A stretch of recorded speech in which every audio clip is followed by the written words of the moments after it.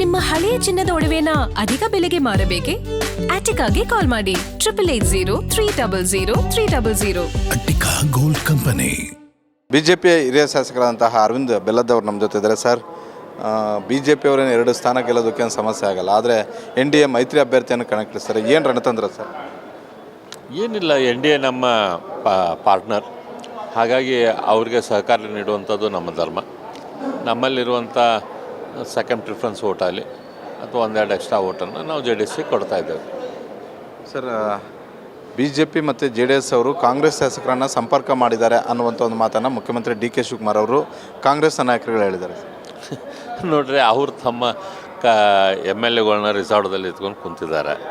ಯಾಕಂತಂದರೆ ತಮ್ಮ MLAಗಳು ಆ ಕಡೆ ಈ ಕಡೆ ಹೋಗ್ತಾರಂಥೇಳಿ ತಮ್ಮ MLAಗಳ ಮೇಲೆ ಅವ್ರಿಗೆ ಭರವಸೆ ಇಲ್ಲ. ಹಾಗಾಗಿ ಬೇರೆ MLAಗಳು ಅವ್ರ ಕಡೆ ಬಂದು ಮಾತಾಡೋದು ಏನು ಪ್ರಶ್ನೆ ಇರ್ತೈತೆ? 28 ಜನ ಶಾಸಕರು ಒಬ್ಬ ಅಭ್ಯರ್ಥಿಗೆ ಮತದಾನ ಮಾಡಿದ್ರೆ ಸಾಕು ಸರ್. ಈಗ ನೀವು BJLP ಕಚೇರಿಯಲ್ಲಿ ಕೂತಾಗ 28 ಜನ ಹಾಕ್ಬೇಕಾ ಇಲ್ಲ 29 ಜನ, ಎಷ್ಟು ಜನ ಆಗ್ತಾ ಇದ್ದಾರೆ ಅಂತ ಒಬ್ಬ ಅಭ್ಯರ್ಥಿಗೆ? ಅದ್ರ ಬಗ್ಗೆ ಪಾರ್ಟಿ ಲೀಡರ್ಶಿಪ್ ಮಾತಾಡ್ತಾರೆ. ನಾನು ಅದ್ರ ಬಗ್ಗೆ ಮಾತಾಡಲಿಕ್ಕೆ ತಯಾರಿಲ್ಲ. 6 ಮತಗಳು ಹೆಚ್ಚುವರಿ ಮತಗಳು BJPಯಿಂದ JDS ಅಭ್ಯರ್ಥಿಗೆ ಹೋಗುತ್ತೆ ಸರ್. ಇನ್ನು ಅದಕ್ಕೂ ಹೆಚ್ಚು ಮತಗಳು, ಇನ್ನೂ 4-5 ಮತಗಳ ಶಾರ್ಟೇಜ್ ಇದೆ. ಇದ್ರ ಬಗ್ಗೆ ಇನ್ನೂ ಮಾತುಕತೆ ಆಗಿದೆಯಾ? ಅದ್ರ ಬಗ್ಗೆ JDS ಅಭ್ಯರ್ಥಿ ಪ್ರಯತ್ನ ಮಾಡಿದ್ದಾರೆ. ಯಾಕೆಂದ್ರೆ ಕಾಂಗ್ರೆಸ್ನಲ್ಲಿ ಏನು ಡಿಸ್ಟರ್ಬೆನ್ಸ್ ಇದೆ, ಆ ಮತಗಳು ಅವ್ರಿಗೆ ಬರ್ಬೋದು ಅಂತ ಭರವಸೆ ಇದೆ. ಹಾಗಾಗಿ ಅದ್ರ ಬಗ್ಗೆ ಅವ್ರು ಪ್ರಯತ್ನ ಮಾಡಿದ್ದಾರೆ.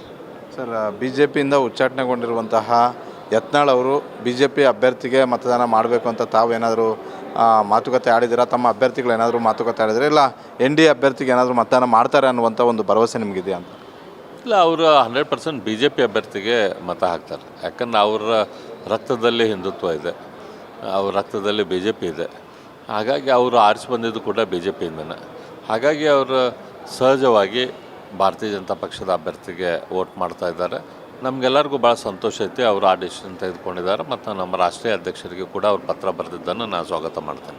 ಸರ್, ಪಕ್ಷೇತರ 3 ಶಾಸಕರು ಕಾಂಗ್ರೆಸ್ ಜೊತೆಗೆ ಇದ್ದಾರೆ, ಆದರೂ ಕೂಡ ನೀನೇನು ರೆಸಾರ್ಟ್ಗೆ ಹೋಗಿರಲಿಲ್ಲ.